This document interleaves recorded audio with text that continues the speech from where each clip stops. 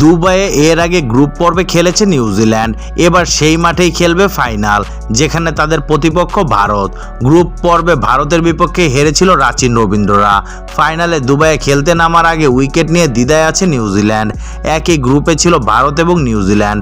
সেই দুই দল এবার খেলবে ফাইনালে। গুরুত্বপূর্ণ এই ম্যাচের আগে রাচিন বলেন, দুবাইয়ের পিচ কেমন হবে জানি না। ভারতের বিপক্ষে গ্রুপ পর্বের ম্যাচে বল টান করছিল, কিন্তু আগের দিনের ম্যাচে বল সেভাবে টান করেনি। আমাদের পরিস্থিতির সঙ্গে মানিয়ে নিতে হবে, আজকে সেই কাজটা করতে হবে। সেমিফাইনালে দক্ষিণ আফ্রিকার বিপক্ষে 108 রান করেন রাচিন। কেন উইলিয়ামসকে সঙ্গে নিয়ে 102 রানে জুটি গড়ে দলকে 362 রান তুলতে সাহায্য করেন। সেই রান তাড়া করতে নেমে দক্ষিণ আফ্রিকা 312 রানের বেশি করতে পারেনি, ফলে 50 রানে হারতে হয় তাদের। বৃথা যায় ডেভিড মিলারের 67 বলে করা সেঞ্চুরি।